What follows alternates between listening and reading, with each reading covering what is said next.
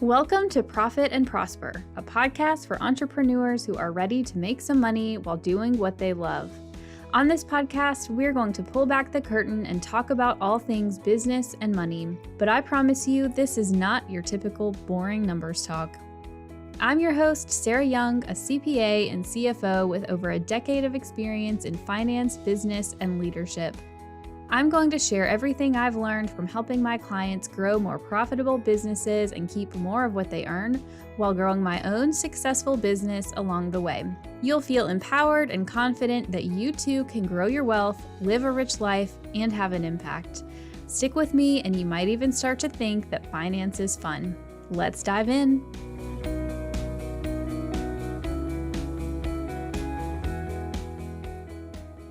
There is a phrase that you have probably said to yourself many times, and I want you to be aware of when you're saying it to yourself and work on stop saying it, okay? That phrase is, I'm bad at numbers, or I'm not good at math. I don't understand all of this finance stuff. I want you to stop saying that to yourself. Real talk, okay? I hear a lot of women say that to me. I have a lot of women say that to me on sales calls and in Instagram DMs. A lot of times it's one of the first things that comes out of their mouth. Like, hi, I'm so-and-so. I'm bad at numbers. I don't understand any of this. I'm not expecting you to be a CPA. Nobody is, but we can't downplay ourselves that way because it is actually going to hold you back from being successful in your business.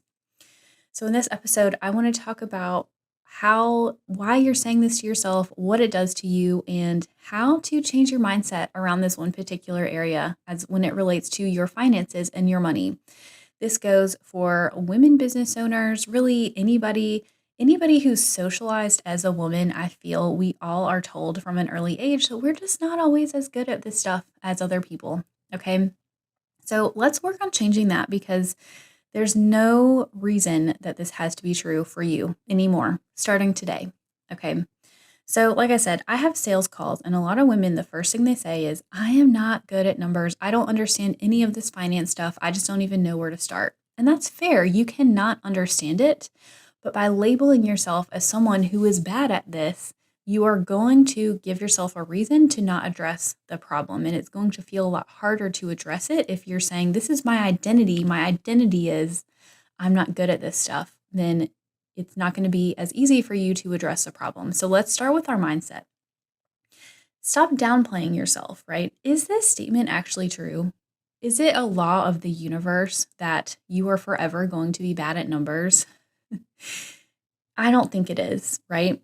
You've probably heard me. If you listen to the last podcast episode, I was trying to do math in my head as I talked to my camera or my microphone. And I'm very straightforward. Like I'm not good at math in my head because I'm so used to having calculators and Excel spreadsheets. But I hear women saying, oh, well, I have to pull up my calculator to do math every time. I'm like, you know what? Me too. Like, it's okay.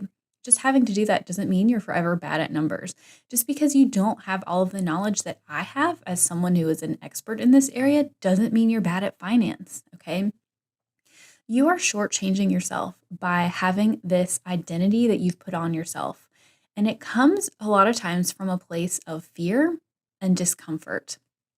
And it is an excuse for you to avoid this area of your life and your business because you lack the confidence in this area.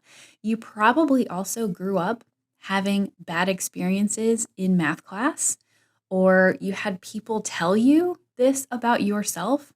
Again, anybody who's socialized as a woman, I feel you are going to run into that at some point or another, okay? So acknowledge that, yes, you have these experiences that say, I have this evidence in my past that says I'm not good at numbers, but just because it happened before doesn't mean it has to continue that way. You probably also have more fun doing the creative stuff, and you probably experience success when you do that. And so that means your brain will want you to do more of that stuff and avoid the stuff that it perceives as scary and uncomfortable, okay? Your brain is trying to take care of you. Your brain is trying to keep you safe, but unfortunately, our brain is not always right. So when you tell yourself, I'm not good at numbers, what does that do? It gives you a reason to not address your financial problems. why would I spend the time trying to figure it out if I'm never going to be able to figure it out anyways? You're never going to fix your money problems if you don't tackle them, okay? You work hard to make sales too. So if you're working so hard to serve your customers, then you end up not keeping any of it because you're not addressing your financial problems. I think this is something that we need to address, okay? It also causes you to not take ownership of your success. Success does not always mean financial success. There are other metrics of success in your business, but at the same time, having solid finances in your business, having a business that creates cash flow, not having to stress about your bank account balance is going to enable so many other things in your business. So if you tell yourself, I'm bad at numbers, then you're not going to take ownership of your success and you think your money problems will probably work themselves out on their own when you sell more. I have seen this with so many business owners, especially those who get to multiple six figures and they want to keep growing. It's hard to get to multiple six figures and still make money because you have to, at that point, start hiring a team. You have other investments in your business. And if you are not handling your money, then it's very easy for you to start losing it. Okay. It's very easy for you to not create a profit in your business because of all these investments you're making in your business. And so a lot of business owners will think, well, I'm at this point when I get to seven figures in revenue, the cash flow problem is going to work itself out. It's probably not, okay? Because your financial habits are going to be the same whether you're at 100K or $1 million in revenue. So your habits, if they have you not managing your money and spending more than you bring in at 100K, the same thing is going to continue happening at $1 million. It's like when you hear the people who they win the lottery and you think, oh, they've got it made. They've got all this money. They don't have to worry about it ever again. But if they don't have good money habits, then they don't keep the money. I actually had one of my first ever CFO clients. I've told this story, I think, before, but it's just a really great example of why I care so much about business owners doing this in their business. So this business owner had on paper a very successful large business, lots of employees, really great product, and everybody wanted to work with them. And still, the business owner did not have a lot of profit in their business and did not have a lot of savings set aside, didn't have a retirement account set aside, had not built themselves up a nest egg despite having a business that did multiple millions in revenue every year. Okay? You have to set all of this stuff up with intention to have financial success, okay? You got to take ownership of it. No one's going to do it for you. Even if you hire me to be your one-on-one CFO, I still have my clients. You have to take ownership of your money, okay? Because ultimately it's yours. It's not mine, it's yours. Telling yourself you're not good at numbers also makes you less confident. It makes you less bold. You're less likely to take risks in your business because you either don't fully understand how the numbers are going to work, or you are afraid of, well, if I take this risk and it doesn't pan out, I'm screwed. Or on the flip side, you take the risk anyway, and if they don't pan out, you don't understand why because you haven't taken the time to really dive deep into the numbers, okay? I take risks in my business. I just made a huge investment in my business and a business coach. And I know what I do, like when I have my forecast for the next 6 months, if I don't make the new sales to cover this investment I made, I've got a plan B. This makes me more confident in my business. This makes me take bigger risks. This makes me bolder because I have a plan, because I take ownership of it. And the last thing is, if you think that you are not good at money, then you also probably have a fear of success, which sounds crazy because a lot of us as business owners, we're like, oh, we want to do all these things. We want to grow. We want to do XYZ at our business. We want to be successful. But also deep down, if you're doubting yourself, if you're questioning your ability to manage your money at the next level, you probably also have a fear of success. How will I handle my money when I have multiple millions in the bank? Will I lose it all? What's going to happen? Am I going to end up paying it all in taxes? Who the hell knows, right? Why bother making all this extra money? Why bother being successful if I'm not going to handle it anyways? So Let's not let this fear of success hold you back from your success.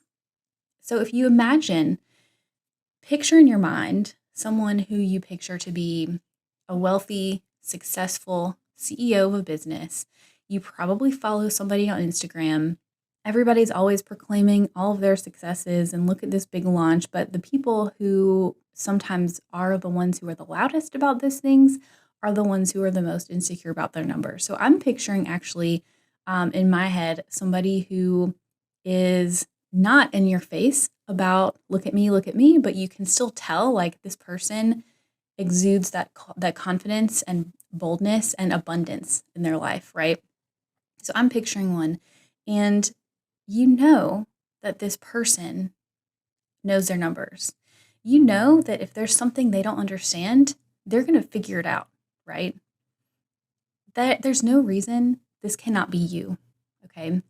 So I'm not asking you to become a CPA. I'm not asking you to learn the tax code or become a bookkeeper. I just want you to take responsibility for not being bad at numbers anymore. We've got to figure out what are the skills that you need as a business owner to understand your money. And you don't hear me a lot of times on here and on my Instagram or on the podcast talking about specific tax codes or how to do your bookkeeping because honestly, the people that I work with, they don't want to know that. They want to outsource that to a bookkeeper and a tax accountant, right? But still, that successful, savvy CEO knows how to manage her money. And so that's what we need to work on. So I have a few tips to help you get better at your finances and a few tips to help you stop thinking, I'm bad at numbers. Number one is your mindset. So if you're listening to this episode and you're thinking, yes, I do think this about myself all the time, we've got to take steps to replace that thought in your head with something else. So thinking about your mindset is picturing what it would look like for you to embody this person. What would your identity be? One of my favorite books is Atomic Habits. I've read it a few times now. It applies to personal life, to business life, but one of the things he talks about is thinking about what would this person do?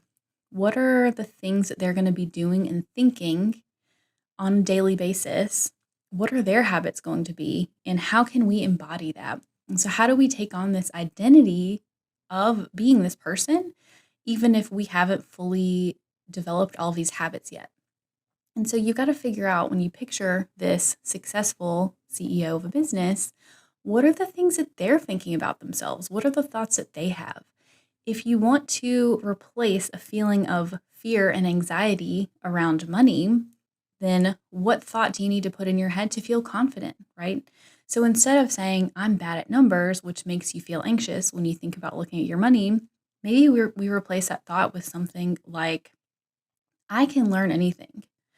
I have the skill set. I can get support. I can learn anything, right? Just like something like it is possible for me to be good at money. It is possible for me to create these habits, right? So think about what thought would you want to think in your head to create a feeling of confidence when it comes to thinking about your finances. And you've got to practice that. So every time you in your head, every time you have this thought come up of, oh, I'm not good at money, I don't like this, I don't want to do this, what do we have to intentionally replace it with whatever that thought is that will make you feel more confident.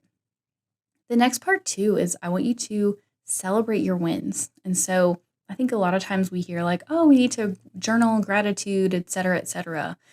For me, it's less about practicing gratitude, although that's important, and more just taking a minute to celebrate what you have done.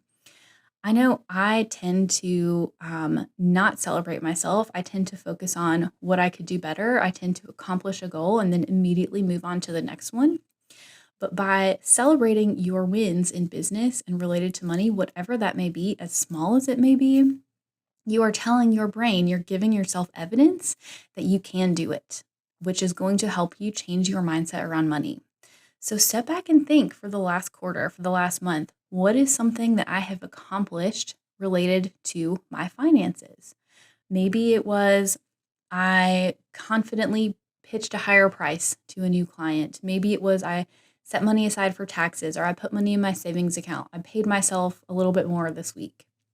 Whatever it may be, find a win and celebrate that. You're going to give your brain evidence that you can do this. And also focusing on the good stuff is going to bring more good stuff to you. I totally believe this. Manifesting. I'm not a manifestation coach. I'm, not I'm not a pro at all of this, but I have seen enough evidence in my business that when I focus on positivity and abundance in my business, I magnetize things to me. And so I know there's something to it. And I think that by you celebrating your victories in your business and focusing on those, you will magnetize more of that to you.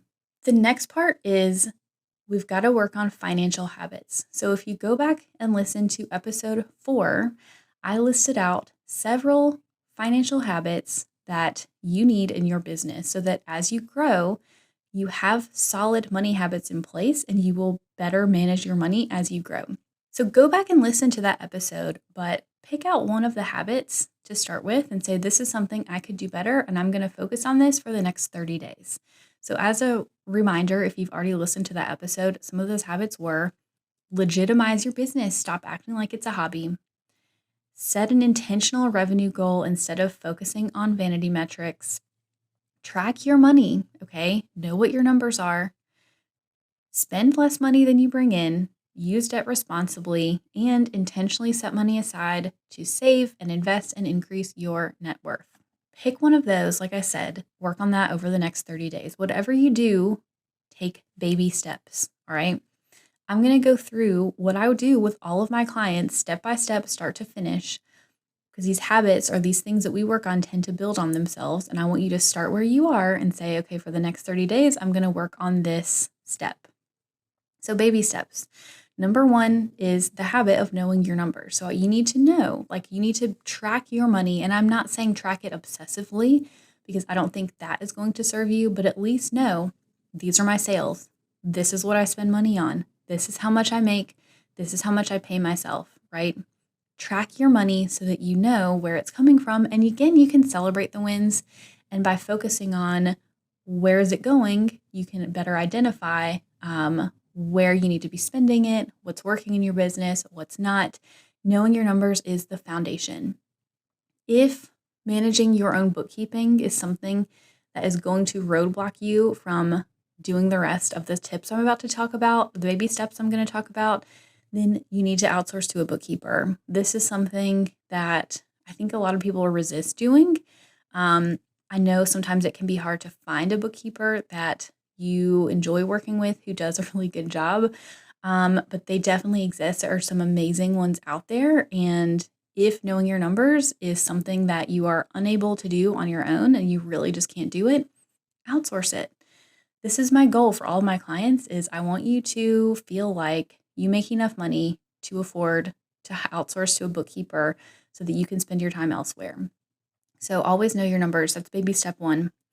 Number 2 is manage your money. Go back and listen to episode 6 where I talked about how to implement a money management system using bank accounts so that you can manage your money without worrying about a budget.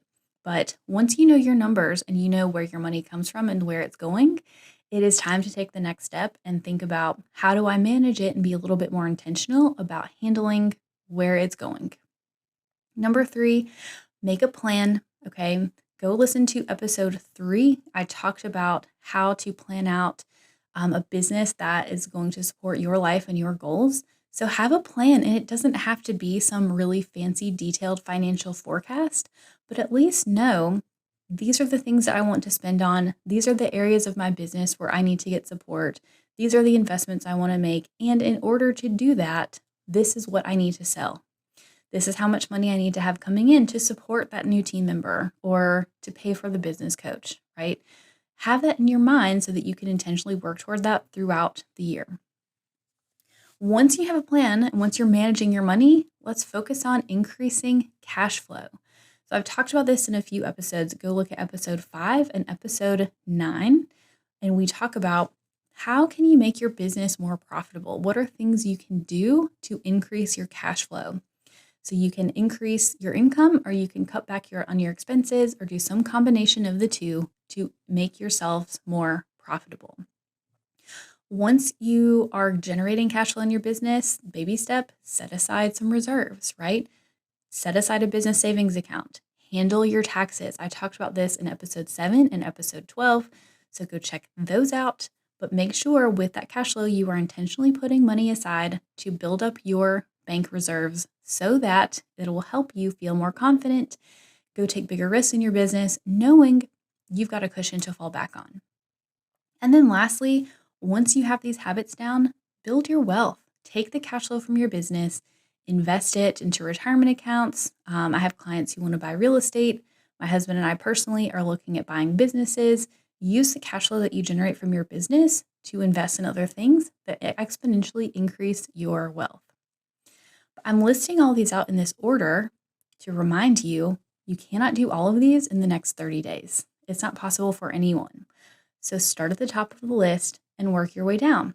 If you're not tracking your numbers on a regular basis, work on that for the next 30 days. Go work with a bookkeeper or whoever you need to get that straightened out. Once you're doing that, move on to the next step, okay? Just take baby steps, because I find that for business owners who go all in and they try to do all the things all at once, you're more likely to crash and burn, okay? The last thing I want to say is get support where you need it.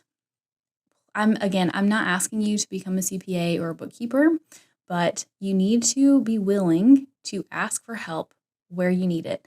And if you have somebody who helps you, but they're not helping you in the way you want, if they actually have a new client who said her last tax accountant was shaming her for not knowing these things in her business. If somebody makes you feel that way, go find a new one. Go get better support. There are other people out there who will support you, who will not shame you in your business, okay? So get support where needed just to help you move along, because yes, it might cost you money to get support, but it's going to push you forward and it's going to make it easier for you to manage your money and get better at finances, all right? So I'm going to wrap up this episode by reminding you, it is not a universal law that you are bad at numbers. You can learn anything you want. It is possible for you to manage your money. It is possible for you to be good at handling your finances. You just have to decide that you are going to become that person, take on that identity for yourself, and work on changing your mindset, improving your financial habits, taking little steps forward or every week, every month, so that eventually, over time, you embody that successful, wealthy CEO that I told you to picture earlier in this episode. All right, so I hope you go and implement those baby steps. Go check out the episodes I referenced if you want a deeper dive into any of them, and I will see you all next week.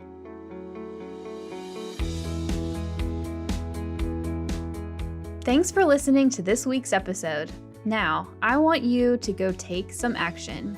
What's one thing you can do this week to create more profit in your business? Send me a DM on Instagram at YoungCoCFO and share your action item with me. If you have a question or topic you'd like me to dive into, or if you're feeling empowered about taking charge of your finances, let's continue the conversation. Go to profitandprosper.co to submit a question or topic for me to talk about on the show. And because we all profit and prosper better with friends, please leave me a review on Apple Podcasts, subscribe wherever you listen, and share the episode. Make sure you tag me at YoungCoCFO on Instagram so I can give you some love, and I'll see you in the next episode.